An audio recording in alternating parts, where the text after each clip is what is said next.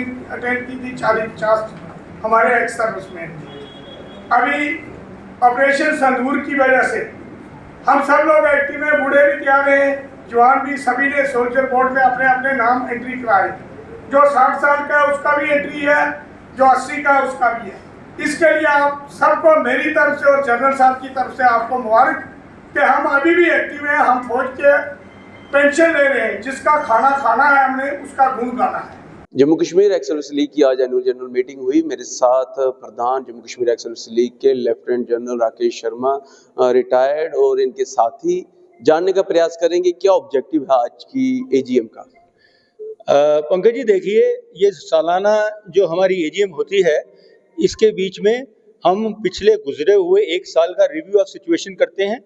हमने जो कार्य किया हुआ है उसका लेखा जोखा लेते हैं, और साथ में जो भी पॉइंट होते हैं ऊपर से आए होते हैं, एनवायरनमेंट से आए थे, वो हम अपने डिस्ट्रिक्ट प्रेसिडेंट और तहसील प्रेसिडेंटों को कन्वे करते हैं।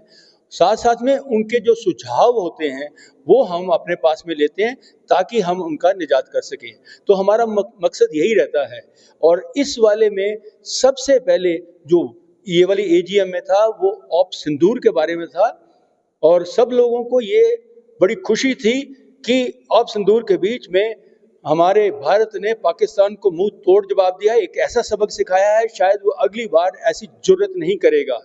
दूसरी बात जो बड़ी चीज थी वो ये थी कि जो 4000 सैनिक, पूर्व सैनिकों को जेएनके की गवर्नमेंट की तरफ से ऑर्डर निकला है कि वो दोबारा से एम्बॉडी होंगे, वो हमारा Jammu Kashmir ex serviceman league की ही मुहिम थी।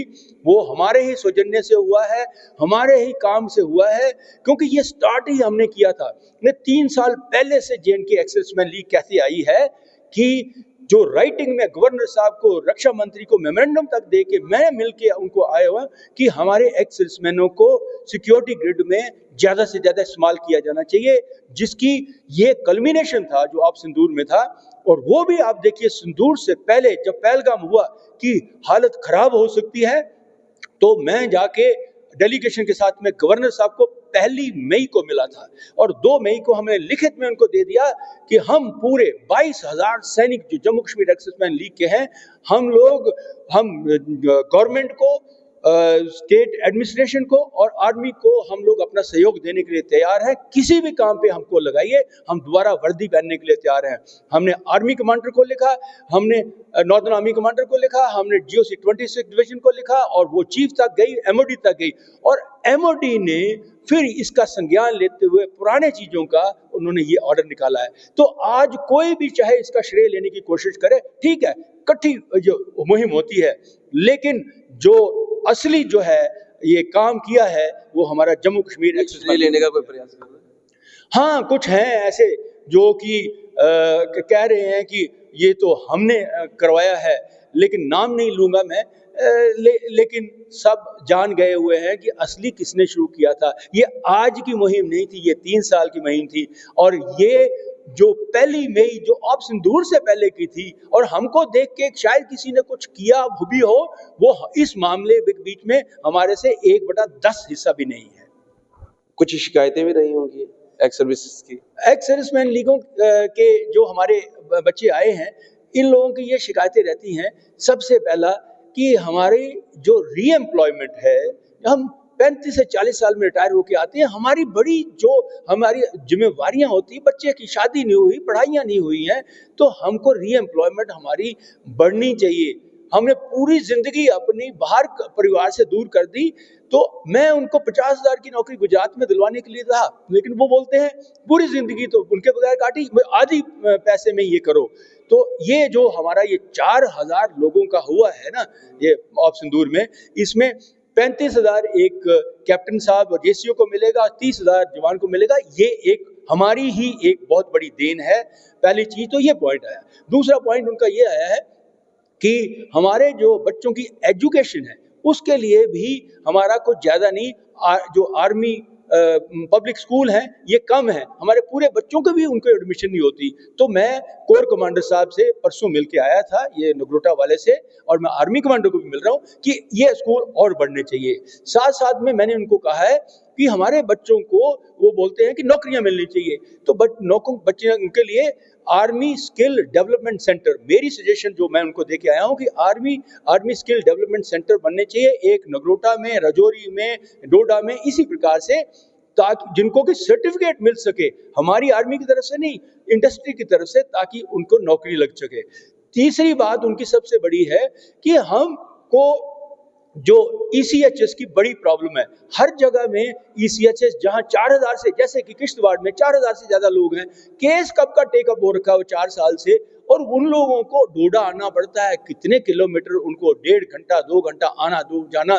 तो इसी प्रकार से सुंदरबनी, तो वो भी उनकी एक शिकायत थी कि हमें ECHS मिलना चाहिए। और उसी के साथ में मेडिकल की थी कि जो भी दवाइयां डॉक्टर साहब लिखते हैं उन पे NA मिलता है, और NA मिलता है ज्यादातर दवाइयों के लिए, तो हमारे कौन सा मेडिकल हो रहा है। तो उसको भी मैंने उनको बताया कि मैं कोर कमांडर साहब से भी मिल के आया हूं, और मैंने ये भी गवर्नमेंट से कहा है कि उनका NA ये हमने स्टार्ट करवा दिया है जम्मू में, कि आपको NA जो है ऑनलाइन मिलेगा, और साथ में वेंडर बिठाया हुआ है, आपको NA देता है ECHS डॉक्टर, आप वो NA लेके जाइए उस विंडो के ऊपर में, वो आपको दवाई देगा और ऑनलाइन में ही आपका वो केस प्रोसेस कर देगा। तो ये उनकी एक मेडिसिन केस ये आपने टेकअप कर रखे हैं। हाँ, ये चीज हमने भी बोल रखी हुई है। और लास्ट में उनका है कि कैंटीन फैसिलिटी का, कि हम फौजियों, कैंटीन तो है, तो कैंटीन है, लोग बोलते जब हम जाते हैं तो सामान नहीं मिलता, और 1 महीने में एक बार कलेक्शन होती है, और 2-3 दिन में ही खत्म हो जाता है। MSTV भी करवाते हैं। हाँ, तो वो सारे लोग तो एक ही दिन इकट्ठे आ नहीं सकते, दूर दूर से आना होता है, हर एक के पास में कैंटीन नजदीक तो है नहीं। तो वो बोलते हैं कि महीने में 2 बार कलेक्शन होनी चाहिए, और स्पेसिफिक डेज, यानी कि 2 दिन जब पूरा सामान हो तो एक्स-सर्विसमैन के एक क्वार्टर के बीच में, एक 15 दिन के बीच में होने चाहिए, और उसके बाद दूसरे 15 दिन के बीच में होने चाहिए। इसी प्रकार से और भी उनके मुद्दे थे कि पुलिस की जायतें हम पे ज्यादा हो रही हैं, और जो SHO बख्शीनगर ने किया उसके ऊपर में गवर्नमेंट ने कोई नहीं एक्शन लिया। हालांकि आप गवर्नर साहब के पास में, दूसरों के पास में गए, गवर्नमेंट ने कोई एक्शन नहीं लिया, पुलिस ने नहीं लिया, और ये वारदातें बढ़ती जा रही हैं। आप इन पे नकेल कराइए, नहीं तो हम कहीं बगावत ना कर दें। ये पॉइंट भी आया। हम कहीं बगावत ना कर दें। भारतीय सेना के जवान, वंस से सोल्जर ऑलवेज अ सोल्जर, हालांकि रिटायर्ड हो रखे हैं। बगावत इस सेंस में प्रशासन जो है इनकी तजुर्बे को, इनकी सेवा को अगर अहमियत नहीं देगा तो हो सकता है ये बगावत ना कर दे। तो ज़रूर प्रशासन इस तरफ भी ध्यान दे। और जहां बात की कैंटीन की, एक ज़माना था जब बैंक से पैसे सिर्फ 9 बजे से लेकर 6 बजे तक निकल सकते थे, लेकिन अभी 24/7 हो रखा है, ऑनलाइन सिस्टम है। तो उसी हिसाब से मुझे लगता है कैंटीन की फैसिलिटी भी उस हिसाब से बढ़ानी पड़ेगी, क्योंकि बाकी फैसिलिटीज़ भी जो है दिन प्रतिदिन बढ़ती जा रही है।